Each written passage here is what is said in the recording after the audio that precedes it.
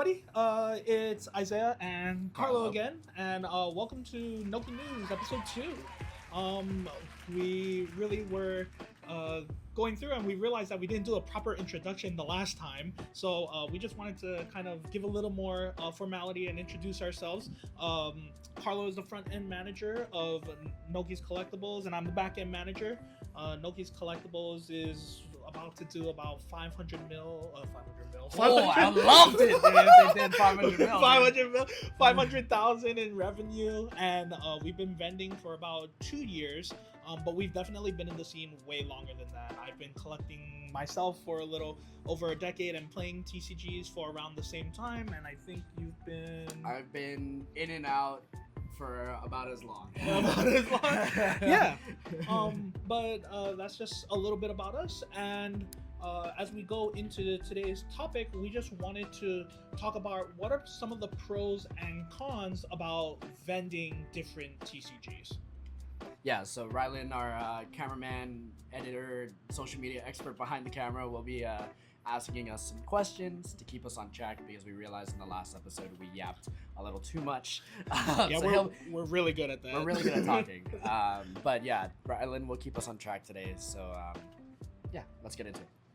What's one thing nobody tells you about vending until you learn it the hard way? Ooh, okay. So for me, I think one thing about vending that you just don't learn is you need to experience vending if you want to vend. So there's just some things about vending that it's hard to put into words until you fully try and do your own show, because there's a lot of moving parts while vending, and I think that you have to be able to do not everything perfectly, but there's a lot more that has to get done physically, and a lot more thought that has to get done than words can really explain.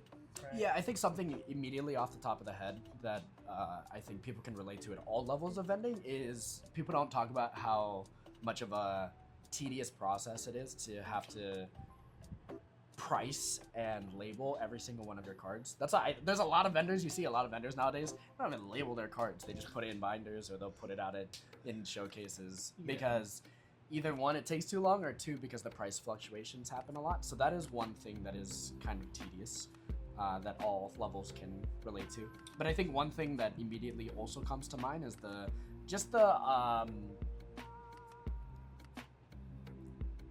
there is both a very positive, loving, and inclusive part to this community, and I think that's the overwhelming majority of the community. But there is also a sub niche of people that are hostile, and that aren't very nice, that are quite money hungry.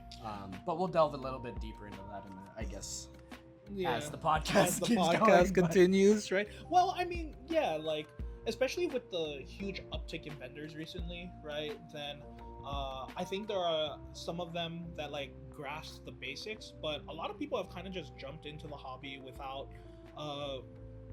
maybe with a certain goal, but maybe not with an expectation of, hey, this is what vending is really about. Yeah, right. Like I know that when we're vending, we usually try to plan a lot of things out in advance, to be like, hey, let's make sure we have this, or let's make sure that these small details get taken care of.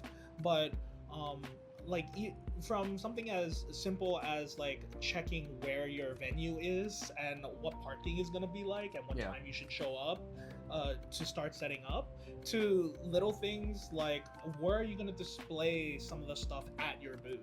Right, like there's a lot of things, a lot of minute details about vending that honestly you really won't know or experience until you try vending yourself. So for anybody who's kind of like in that purview, maybe that middle ground of like, oh, I'm interested in vending, but I'm not sure if I want to try it out, then I would always say my piece of advice for that is just try it. Maybe not by yourself. I think solo vending is probably the hardest thing. I think having a second person there regardless is helpful. I think one thing that people also tend to not think about until it's maybe a little too late is how much physical labor goes into it. You know, you're having to carry lots of product, your showcases, you probably have a wagon, chairs, tablecloths, stuff like that. It's a bunch of materials which can also be kind of expensive, but are pretty necessary for vending. Otherwise, you're just going to be laying out cards on a table that anyone can just kind of swoop right then and there. So the materials and equipment are very much important and expensive, but they are also very labor intensive to have to carry.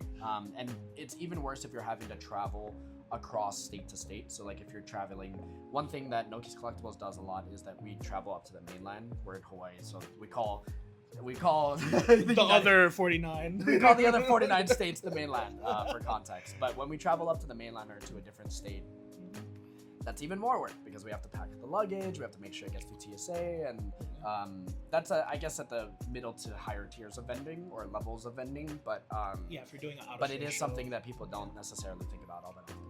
Yeah, even to that point, even just your comfort level at a show, like there are some shows where you're setting up at 8 a.m. and then you're also not leaving till 8 p.m. Yeah. Right? So it's just long hours. So if you're not used to that, I mean, I think Noki's Collectibles at one point had a little segment for just food in between, right? That was your little Chef Boyardee. Chef Boy, should run the clip. Chef Boyardee time. It's Chef Boyardee time. There's even those little things too where yeah, it's long hours, you want to be comfortable. I think in that same video, there's a clip of me going, make sure to... And don't lock your knees. Don't lock your knees. That's also super important. Don't faint in the middle of the venue. Yeah, please, I have right? that's one thing. I do tend to stand, because I want to be there with the customers that are coming up to the booth. Like I want to be present and try to interact as much as possible. So I try to stand throughout the entire show. I don't recommend that though. I don't take a sat every now and then. Take a break. Rest your knees. Hydrate. Drink water. Yeah. Those are super important as well. That's why having the second person there is super important, because then it allows you to go do things like use the bathroom, go grab food, drink water, breathe. Especially if you have a bad interaction with a customer, it's good to have that second person there, because then you can just walk away, breathe, come back, present your best self, and be a good vendor for your customers. Because what's the point in setting up if you're not going to be in a good mood and be there for your customers, right? Yeah, of course. Vending at shows actually profitable, or do vendors lie to themselves? Oh. Ooh. This is super. This is. Is vending at a show profitable, or do vendors just lie? Well, to the funny themselves? part about this is, and we were talking about this earlier, I think everyone thinks they're the exception to this rule, right? Everyone thinks like, no, I'm the one vendor that's actually profitable. Everyone else is not profitable. They all suck at doing their business. And it's like, no. Like, I think there are definitely a lot of vendors that are extremely profitable, and there's also a lot of vendors who are not actually vendors, and they're just collectors setting up at a booth. Right. There's a distinguishment, and I think like just because you set up at a show does not automatically make you a vendor. Just because you put a single listing up on Facebook Marketplace does not make you a vendor. Right? Oh so in my definition of what a vendor is, it's someone who actually treats it like a business, right? Right. Now, if we're narrowing it down to those guys, there's a lot of them that are very, very profitable, you know. But if we're talking about everyone who sets up at shows, and we're talking about everyone who, you know, calls themselves a vendor, there's a lot of them that are profitable. Yeah, I think so. But usually, I would actually argue that the profitability of a show is not necessarily always like in liquid. Yeah. Right? Because sometimes being profitable at a show not necessarily means you're walking home with a lot of cash.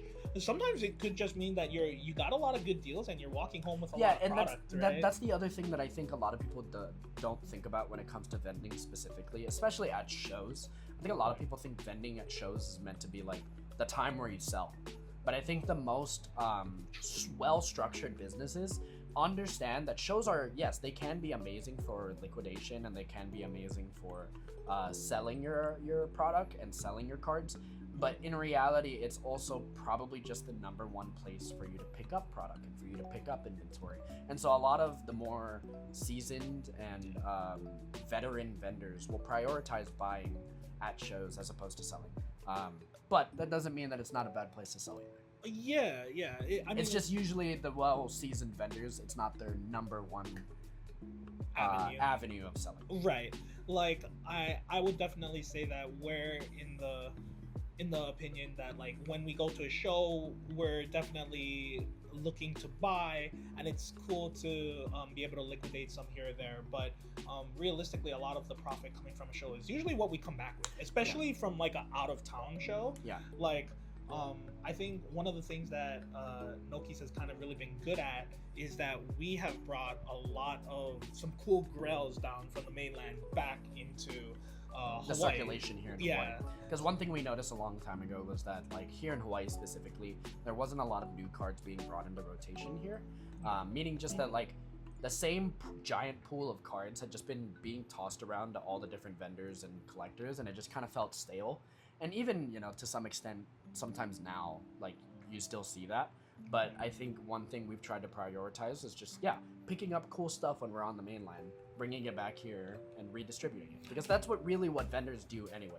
We're here to redistribute the goods that we sell amongst the community in a different space. Yeah, and I mean, realistically, we're also here to just provide cool stuff for the people that, you know, we're selling to, right? Like, you know, there's a lot of these limited edition and collector's edition stuff and like these weird promos that like definitely exist out there, but we don't have the option to get those, you know. Yeah. Like, we're in Hawaii.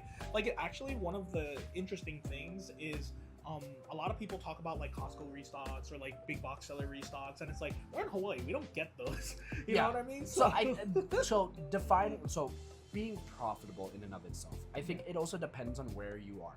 But here in Hawaii, and also specifically for us, being profitable at a show just means that we're spending a decent amount of money while we're there and buying lots and lots of product at good prices. Because to be honest with you, selling in this market, especially in the Pokemon market, is not that hard.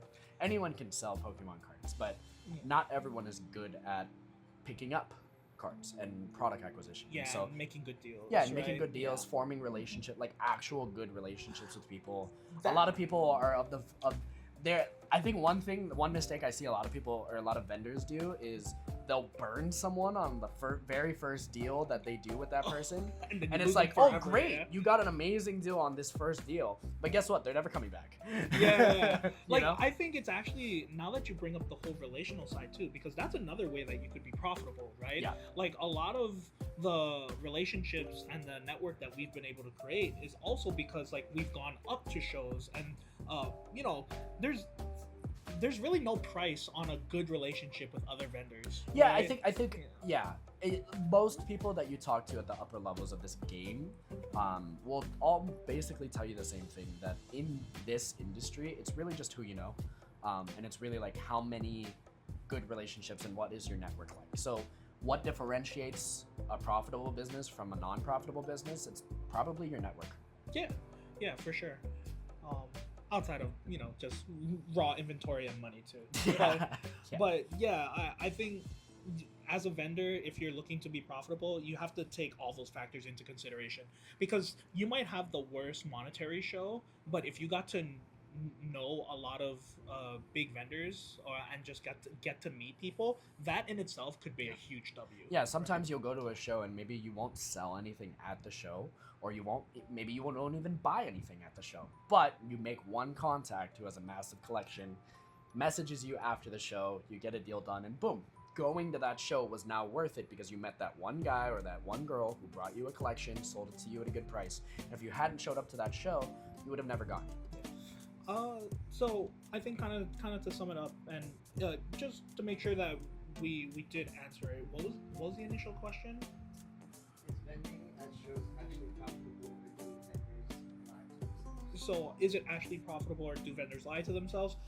I think if you are profitable, you can acknowledge that it's profitable as a vendor. The lying to yourselves part is like if you ended up going negative and actually came home with nothing, right? Because and actually, do you have any experience like just like a bad show that just did not? No, but go well? no. No. That's not me trying. That's not even me trying to be like thinking. It's just genuinely like I refuse to let a show go bad. So at the during the last 2 hours of a show, I'll go and wheel and deal and do whatever I have to do to make sure it's good. But I see. but that's me. That like not everyone's willing to do that. Like, Right. I will drop everything and go grab all my product and go walk around and walk then for the last 2 hours if it means that I'm saving the show. But yeah, I think taking all those factors into account is really what makes a business profitable or not profitable. I think simple bookkeeping is super important. A lot of people don't do that stuff. Yeah, there's a lot on the real. There's a lot of different factors that make a business, especially a TCG business, profitable or not.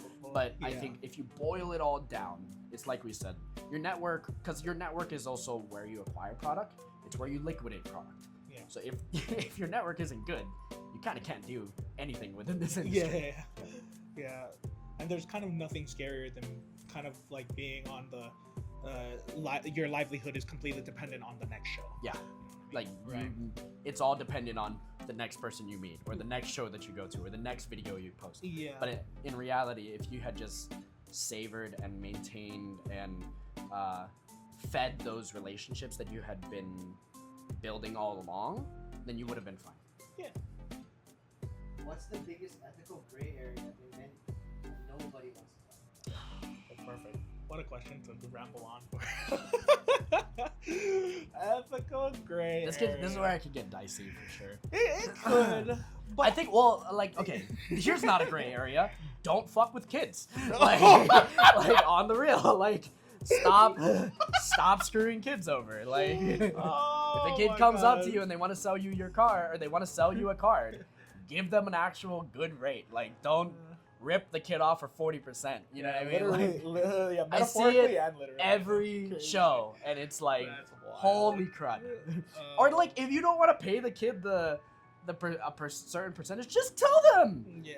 Stop like screwing them over. Like, I've seen so many people be like, "Oh, this is 80% comps." It's not 80% comps. It's like 40 or 50% comps. Yeah, no, it's horrible. It's horrible. Yeah. So that's one that's like, it's not even gray. It's just black and white. Like, just don't mess with kids because they're kids. Yeah, they don't know any better, and then like your influence on them is gonna make them think that that's the right thing to do. Yeah. Right. So then, if you don't mess with people in general. Yeah. But like kids specifically, like what is wrong with you? Don't lie. Don't lie to the kid, right? You, yeah. I think that's one. I think really the biggest ethical gray area though in this industry is monetary value. Like, and when I mean monetary value, I mean like all aspects of it, right? Like, market value for things. You know, wholesale there's like wholesale value. There's fake comps that exist, right? There's even like taxes, right? Like some people don't pay their taxes. Some people don't have a sales license. You know, like So it's kind of interesting because those are all things that realistically, like, if we're up and up, right, on the vendor side, right, then, and especially if you want to consider doing this long term, just make sure you dot your I's and cross your T's, right? Just do it right. Yeah, do it right. There's no reason for dumb decisions that you made now to come and bite you later. Why leave skeletons in the closet when you could just do it right the first time and never have to worry about it? Yeah, so, I mean, even breaking that down, like, do you have any like examples that you can think of for like gray areas or just like some of the market manipulation? Like, I mean, like one thing that like we saw happen for a long time was like the whole lowest listed versus comp thing. Like that became very prevalent, and like even now it's still a thing. Like I think certain cards it's important to look at listings, especially if like the pop is like double digits, right? Like if the population of a card is super scarce and there's nothing to go off of, then okay, in that case scenario, I guess you can look at listings. But there's also a lot of times where I'm just like, why are you looking at lowest listings on a card that's like pop 10,000? You know what I mean? Right. It's like, so that's what I mean by gray area. It's not black and white in the sense of like using listings or comps that have not happened yet is a thing that happens on the secondary market, and I've literally watched deals in front of me happen that where I've seen people pay well above last sales because they think it's worth more, or they have a buyer that's willing to pay more. For example, I had a Kyogre Gold Star Japanese PSA 10.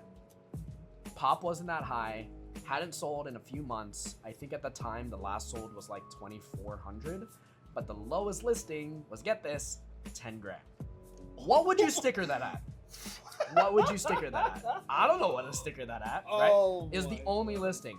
And then I brought it to the show. I didn't put a sticker on it. And then someone immediately walks up and says, would you take 3,200 for it? Last comp was 24. It's kind of hard to say no to that. Oh right? yeah. So I took it, and it's one of those things where it's like there is also a secondary market that exists off of eBay, off of all these different sites. So there is a lot of gray area when it comes to pricing, and I guess it also just depends on what product you're looking at. Yeah, and actually, low key, I know we've referenced them throughout a couple of the videos, and we're actually making a really big assumption now that I'm thinking about it. Like, just so that everybody's aware, TCG Player is like tcgplayer.com, like using the app or the website. Alt is an app, right? And then another good resource to use is like price charting, right? So these are all websites. Collector's also very good. Collector as well, right? So eBay, just checking eBay sales. yeah, like when we're talking about like comping them, we also want to make sure that you know that these are in that sphere, right? You can look up these individual styles on the websites and such, and that's what we're referencing when we mean alt. This is a very now that I think about it, this is a very somewhat advanced topic. or I just want to make sure that like when we're throwing terms around, right? Yeah, that everybody's on the same page, right? I just realized that, but no, I think like the market manipulation, and that's from your side on the front end, but like on the back end, like it's actually really huge on like TCG. Yeah, on like online like, sales data, right? Or like especially on TCG, because like for example, you could have a high-end card on TCG Player, and I actually just experienced this the other day, where we had a card that was listed at like $45, right? It sold, a couple of the copies sold at $45, and the next lowest listing afterwards is $83. It's like, well, you know, like, I mean, if you have the sales data to back it up, right, then sure, like you can pay $83 for it, or somebody can pay 83, somebody would be willing to pay 83. But if you don't have the sales data to kind of back up that listing, then of course people need to be willing to budge. And I think like these examples that we're giving you are good like retrospectives to like the decision that you have to make when comping a card. Yeah, so right? I guess to boil it all down, right? A huge gray area is speculative pricing versus pricing off of actual sales data. Yeah. I also know, like, even from past experience, there used to be a card in Vanguard called Hey Yo Pineapple. Feel free to look it up. It's a really old card, but that one just got artificially market pumped because there was somebody in Hawaii buying out like hundreds of copies whenever it would restock. So it was just this random card, and then all of a sudden it became like a $1 to $2 card. Yeah. Another good example is like the Solosis or the Bugger Mew from White Flare. Or was it White Flare or is it Black Bolt? It's one of them. Yeah, it's one of them. Right. But that card started off as a joke pump by a well-known social media influencer known, I think, Emojis Cards. Shout out to that guy. This is a handsome looking guy, by the way. Very handsome looking guy. Shout out to you, dude. Yeah. But it started off as a joke, right? And then it actually pumped. Right. And so that's it. Just goes to show you like I don't think he meant to manipulate the market, but he was definitely trying to like see if he could pump it. Yeah, well, it's interesting though, right? Because like realistically, when people are trying to pump the market, it's only real value. Artificial value only becomes real once there's a market sell for it. Yeah. Right? So once there's one market sell, then all of a sudden that is no longer a speculative card, yeah, right? Yeah, and that's the thing, right? It's like sales data is sales data. Yeah. What was that other one too? There was like that Torchic, right? That Torchic that just got like a random like $100,000 like comp or something like that. Maybe I'm misremembering, but yeah, it's crazy that like that's such a weird gray area too, because like at what point like are we okay with that type of market manipulation? Is that just regular supply and demand, or is it being artificially it all comes down to pricing philosophy, right? And so one thing that I've tried to do a much better job of recently is just like when I go up to a vendor's booth, I don't judge prices. Like, I look at it and I'm like, okay, cool. Check if it's a price that you're willing to pay, but don't judge a vendor based off of their prices. Like, in the sense of like, as a vendor, I'm not gonna judge another vendor based off of their prices. You know what I mean? Because they probably have a completely different pricing philosophy than what I do. But if I'm interacting with them and I'm doing a deal with them, then that's a completely different story. Now we have to agree on where the values are.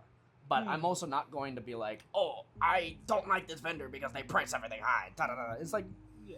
okay, just don't buy. Like, Right, just be, exactly. But like, you don't have to like be a mean person to people just because they price differently than you do. Oh yeah, of course. And it's also interesting too because I know there's other like monetary values. You know, even in that list that we were talking about outside of the market manipulation, do you have all your I's dotted, T's crossed, taxes filed, You pay right, your taxes, your sales huge. license, right? But kind of a subtopic to kind of what we're kind of talking about here. Where do you think dealing and haggling is on that gray area? Like when people are at a show, like at what point is, you know, trying to figure out a deal, not figuring out a deal, it's like trying to haggle.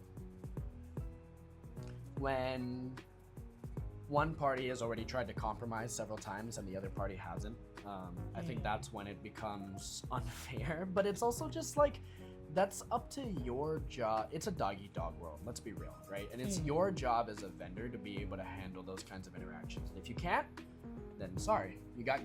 You know? Right. I don't condone people getting other people, or like, I don't condone people trying to like haggle too hard off of other people, but I do think that like if you yourself get haggled and you sell it, like you are the owner of that card. So if you let it go for a certain price, you can't go and be mad because you let it go for that. Afterwards, Yeah. right? Yeah. If you shake on a deal, then you shake on a deal. Yeah, that's fair. And I've learned that the hard way. There's been several times where I've like, or not several, but there's been a couple times where I've gone and done a deal, and I'm like, oh shit, I probably shouldn't have done that deal. Went back, tried to reverse it, and realized very much the hard way that that is not something that we should be doing in our business. Oh, If you shake on a deal, you shake on a deal. Yeah, and I think the other part about kind of like the haggling and kind of like deciding comps, right? Like it kind of goes back to what we were talking about earlier too. Like luckily I think we're well off enough and we're well established enough that like I'm okay, you know, taking like a couple dollars off or a couple percents off, you know, to make sure that a deal gets done and everybody's happy all around, right? But like 80% of vendors will be okay with it if you offer them 10% off their sticker. Yeah. Most of them will. And if they don't, if they get angry at you for offering 10% off their sticker, yikes.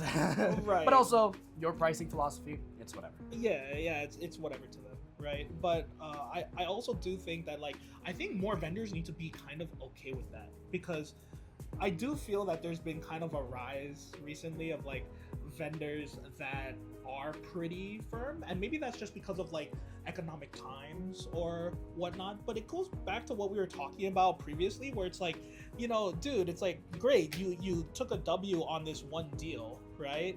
But now I'm never gonna go to you again to foster a future relationship, right? So sometimes taking an L on a particular deal may cause future W's to show up, right? Yeah. So it's kind of hard to even judge that value, but I think people need to be more open to that type of mindset too. But it could also just because, you know, the world's on hard times right now, so yeah. Yep. Fair enough. So I feel like those are, to kind of wrap it up, right? Pricing strategies, doing the business the right way, Yeah. and dotting all your I's and Crossing your T's. T's. Not screwing kids over. Not screwing kids over, or not screwing anyone over. Right. Yeah. And overall, just being a good communicator, I think. A good communicator amongst, when you're out in the field, is super important. Question number 4. What are vendors actually selling? Cards or the illusion of that? Oh my. So this is we probably will have we'll have differently nuanced answers to this because you're coming at it from like, Oh, I have such a different POV. you have a very much different POV due to your background in this industry as opposed to my background. Yeah, so for just a little bit of context, I'm more of a collector turned player turned collector, and I'm still a player, so I've bounced between those a lot. And I think for the most part, Carlo is probably more collector. Collector. Yeah. investor, I guess, if you want to call it that. Sure, right. Sure. But, oh my goodness, are we selling cards or the illusion of value? Oh gosh. We're selling cards. Well, we're selling goods. And I think It's a physical good. it's right? a physical good Yeah. that has a market price. And in my eyes, I see it as about as close as you can to selling a physical stock. Yeah. I would agree. I think that trading cards, and not just Pokemon, but low-key, like any trading card game in itself, any trading card is very reminiscent of the stock market, right? Like, in the stock market, you can choose your different industries, and then you can choose your different companies, and then you can buy individual stocks as a result of that, Yeah, right? just like you can buy different Pokemon, different eras, different kinds of cards. Right, or you can invest in different TCGs, and Mhm. those have different sets, and those have different cards, right? So every individual card is like buying a stock of a company, which is towards a bigger value. But the illusion of value, oh man, that kind of goes I back think- to that like market Yeah, I manipulation think, a I little think bit, it depends on what cards you're selling, right? So like if you're selling modern cards that have very high population and you're marking them all like 20 to 30% above market, because you and your logic behind that is, oh, these are gonna go up anyway, so I'm gonna price them accordingly. right? Gonna go up anyways is a wild statement, Kind of. right? So Like, I guess in yeah. reality, I think to me it's no different than selling gold or selling like another physical good that has a market price that goes up and down and fluctuates. You're just selling a good that has a value that is that's not rigid, you know? Okay, so I guess to kind of make it a little less confusing and to answer the question a little more directly, right? Do I believe we're selling cards or the illusion of value? I would definitely say from a collector player perspective, I'm selling a card, right? Yeah. What the buyer is willing to pick it up at is the illusion of value, right? Because if I'm selling the physical card, right? Oh, this gets into That's- such moral gray area, dude. Right. I mean, it's kind of a continuation of the last question, low-key, but like, I'm selling a physical product, right? So I'm selling a card. Low-key, that's kind of the reason why I can get taxed on it, right? Yeah. But the price point at which I'm selling the card is the value, right? Because let's say I have like a SIR Pikachu, right? Okay, I might think that, okay, you know, from a player collector POV, maybe it's a $200 card. And Loki on release, it was a $200 card, right? But I wasn't the only one that thought it was a $200 card. Everybody else on TCG Player that bought it at $200 thought it was a $200 card, right? And then the first person to be like, what if it's not a $200 card? What if it's a $300 card? That is the illusion of value, right? Yeah. But Yeah. it became real value when somebody actually bought it at 300. Yeah, Right? And that's why it's like I really recommend, right? Do not buy anything that does not have sales data to back up its price. Yeah. And especially if you're buying Pokemon cards to invest, right? Like, if you're buying Pokemon cards to invest, don't buy cards based on elusive value. You were talking about that Kyogre speculative value. That example is a great example, right? Like, if the last sold is at, what, like 24, and the next listing is 10,000, right? That's illusion of value right there. Very much right? illusion of value. Like, when somebody wanted it for 32, right? You sold them a card, but they bought it at a value that they wanted. Yep. Right? Because they have, for lack of a better term, they have given themselves the illusion that it's worth more than the sales data indicates. Right. And Illusion. the illusion of it, but that is what they were willing to value that particular Correct. card at, right? Like, one of the hardest things, and one of the differences between collecting physical investments, right, whether it's like cards or even if you're talking investments like a real estate, right, one of the hardest things about physical investments is liquidating them. Yeah. That's why a lot of people are incentivized to go into the stock market in the first place, because it's very easy to just buy shares of a stock of a company and then sell them off, right, and you get your liquid back. So if the liquidity portion is one of the hard things, right, then I can understand why some people run into this issue of like, am I buying a physical card or am I buying what people think is worth of the card? Yeah. Right. But Yeah. because there's something physical being given in return, It's a lot easier to associate it with that value. I definitely think we're selling cards. As a vendor, you're selling a card, not the illusion of value. Yeah. If somebody wants to pay more, like if I sticker something at $5 and you want to pay $6, I'll take it. I think you're selling the illusion of value if you're selling a card at a price that is not backed up by sales data. And I guess that's the way to wrap this all up. Yeah. It's an illusion of value if the price that you're paying is not backed up by sales data. Actually, though, okay. So, and here's a story from an online POV, right? So, I know somebody on eBay that threw a listing of a card up, right? And then I won't give particulars just in case people know the specific example, and I don't want to out anybody. But what if somebody throws, theoretically, a card up on eBay, right? They price it, but then they buy it using an alternative. Shill bidding? Yeah. Shill bidding? Oh Yeah. yeah, that's a lot. There's a lot of that. Shill Yeah. bidding is a huge thing, and I forgot to bring this up in the last question, but Yeah. happens a lot. I'll be at a Collecticon or something like that, right? Mhm. And it'll be Saturday, and I'm looking at the comps of a card, and it looks like there's a sale yesterday, Friday, for a price that's 20 to 30% above what it sold before that. Buy it at whatever 80% of that sale price. Yeah. 2 days later, now that price has a cross through it, and underneath it says unpaid. That is Okay. what is called a shill bid. That is when some people will go and they'll bid up a card at auction just to drive up the market price. Then they won't pay it. The problem is that sale still shows up on these different selling platforms. So now people think that it's an actual comp or sale, when in reality it wasn't paid. So now it's become a lot more prevalent for especially vendors who deal with slabs and high-end slabs to verify that the slabs have been paid for. Right. Or that the auction or whatever the was listing, actually the sell paid listing for. was actually done, right? Yeah.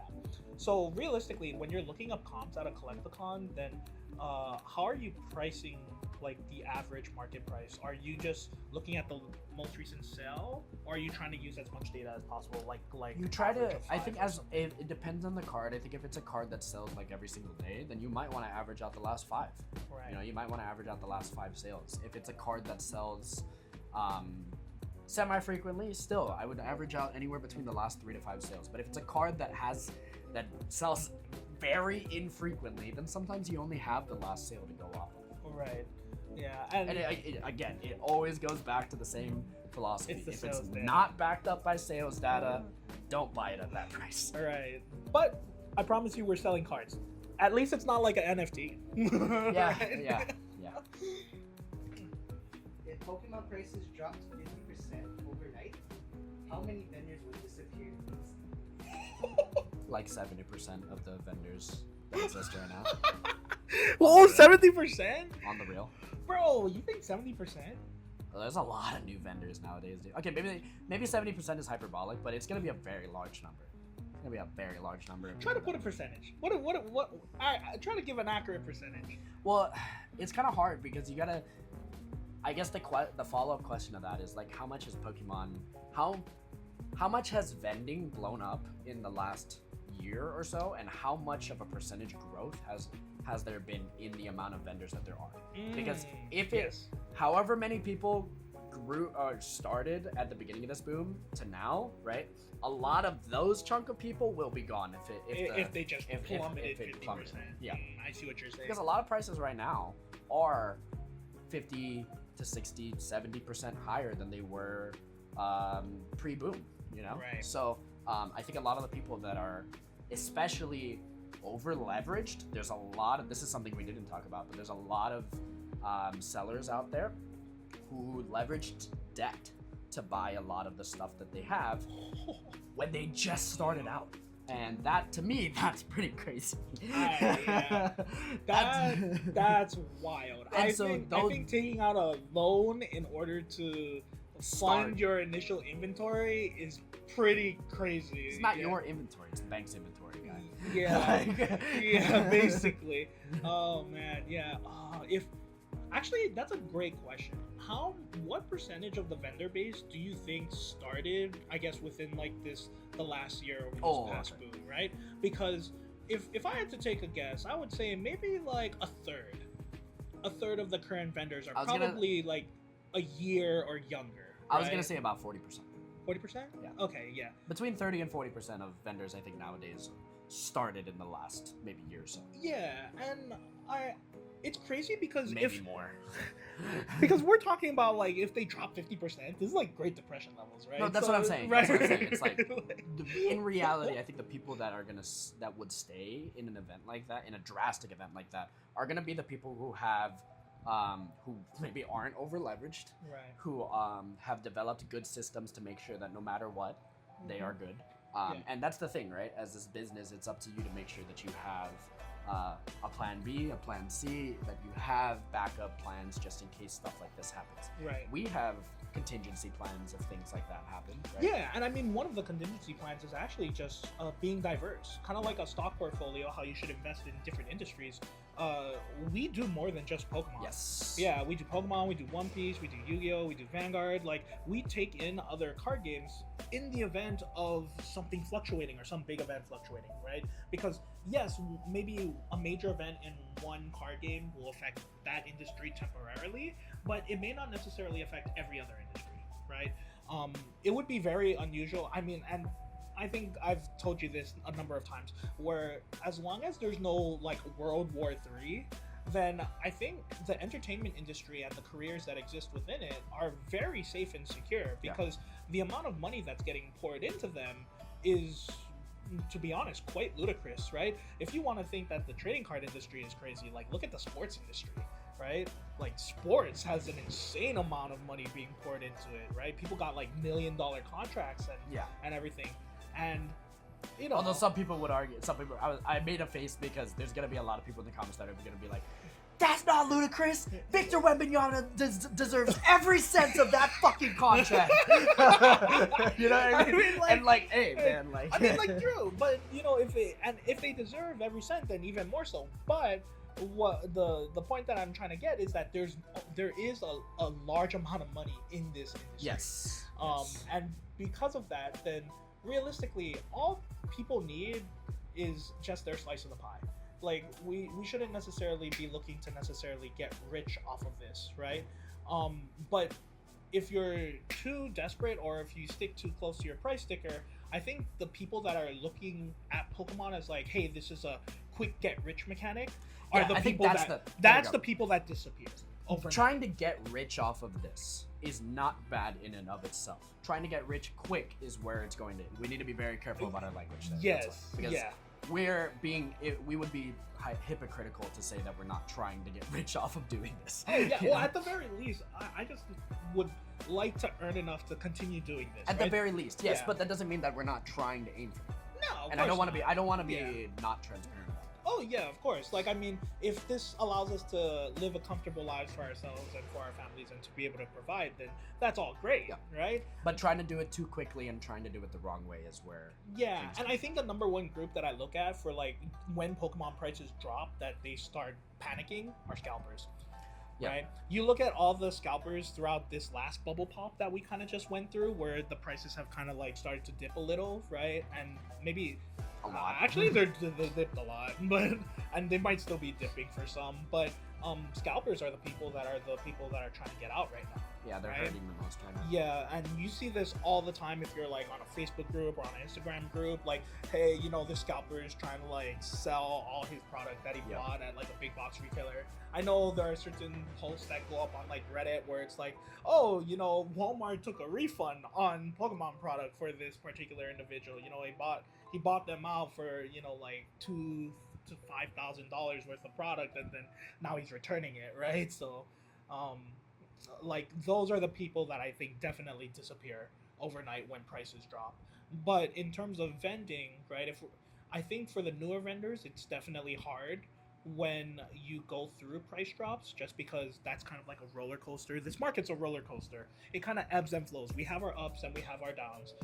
Some can be more drastic than the others, but the longer you're in it, even through all the ups and downs, almost like the real stock market, the the more you can profit out of it, because you actually learn a lot and how to conduct yourself as a vendor and as a business when you're going through downs just as well as going through ups. Yeah. So I guess to fully sum it up, if the Pokemon market dropped off 50%, how many people do I think would leave? A substantial amount. Yeah. A very large substantial a lot. amount. I would say at least half of those new vendors would probably drop off. Yeah. And Any of the vendors You know- who did not do it right this time around. the question is, actually, I have a follow-up question to that. If Pokemon prices did drop 50% and that caused all the scalpers to leave, would you take it? Would I take all the product? Like, would you be okay with Pokemon prices dropping 50%? Would I be okay with it? Yeah. If it caused all the scalpers to leave. Yeah, because ultimately, that's why I think people also hold on to certain products for too long, right? And I think that, like, especially if you're a seller, specifically a seller or a flipper, right? Holding on to inventory for too long is basically asking for a death sentence. And there's a lot of other vendors who talk about this a lot, but constantly rotating your inventory just means that you're maintaining your capital amount. Because then you don't have to worry about the market doing up this and this if you're constantly moving through it quickly enough. So sure, maybe market could drop off 50%, but if I liquidate at the right time, then I don't have to worry about that. I see. Yeah.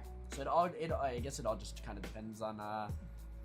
It's up to you as a vendor if you want to survive in this market to be smart about when to liquidate, when to acquire, and What to hold. Yeah. if at all. Yeah.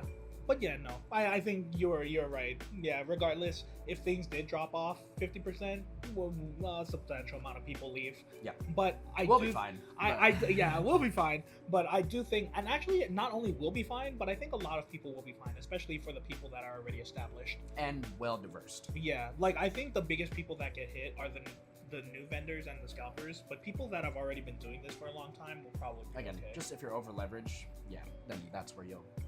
run into What issues. is the one moment that made you say, yep, vending was worth it? You wanna go first? Yeah. Well, for I guess a little more context, yeah, vending was worth it. Oh man.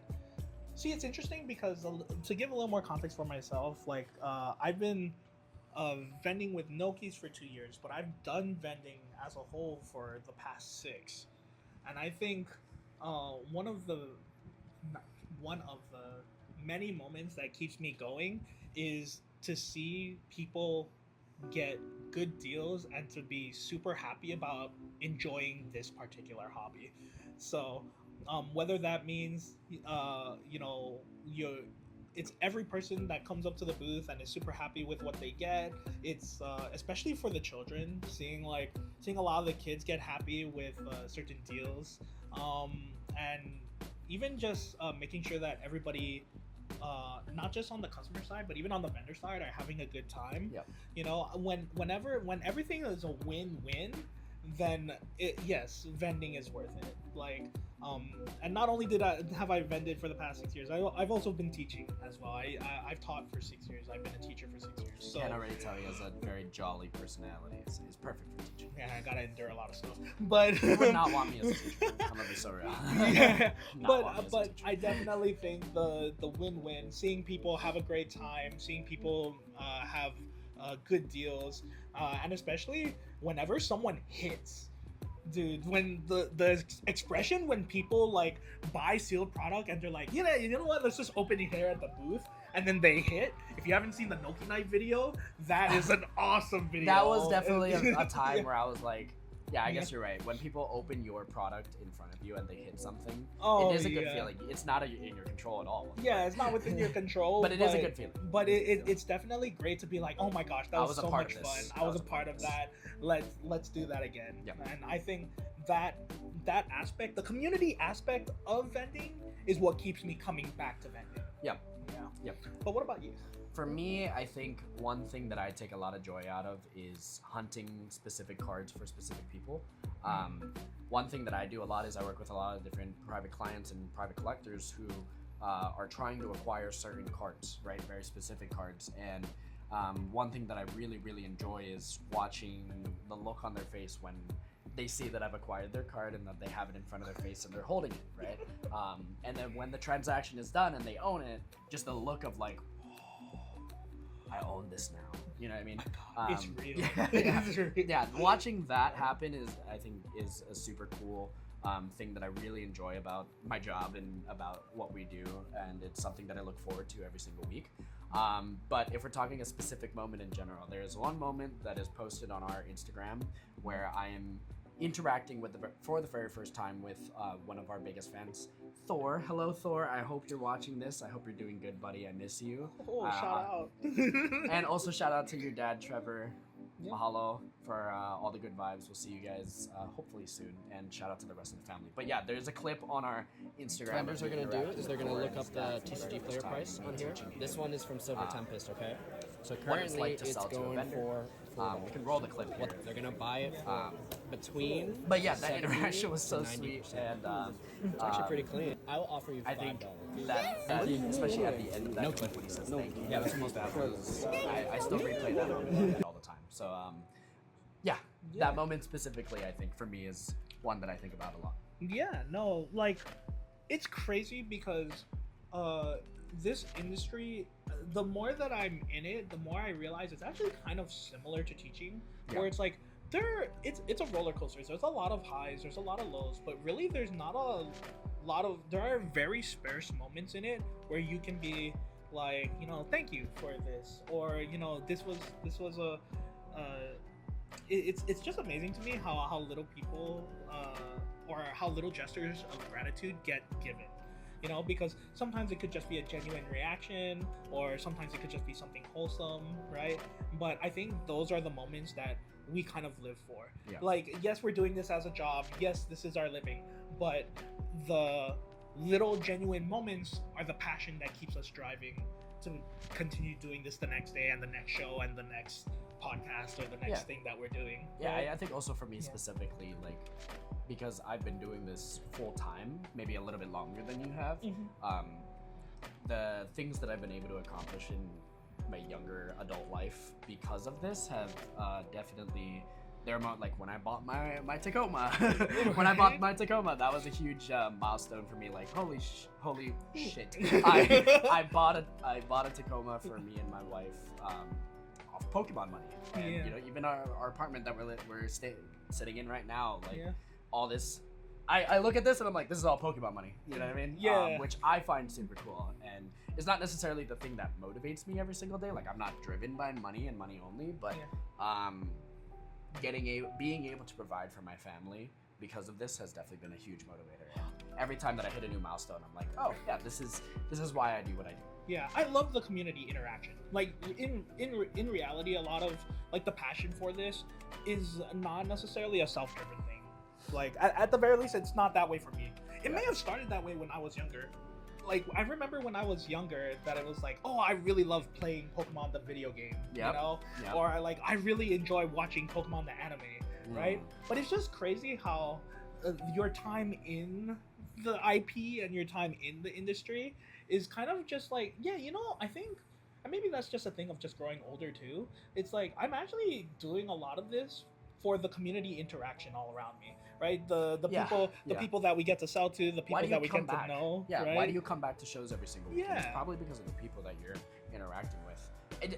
In reality, it's like the cards are a big part of it, but it's also like the community that you're interacting with. Oh yeah, true. And I mean, you know, realistically, we want to keep all good vibes too, right? Like that's why we're enduring like the day to day. That's why we're willing to stress out about, you know, doing XYZ, right? Because we just want to. Every show to me is just like trying to throw like a big party. You know? And when we're trying to throw a big party, then we want to make sure all the prep is done, right? So, you know, I know you have experience.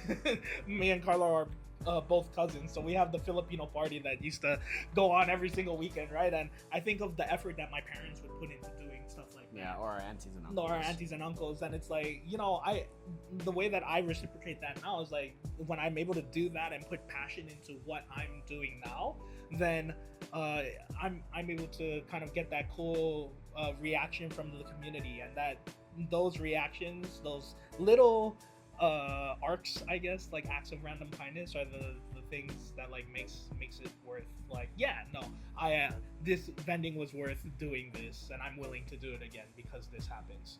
Yeah.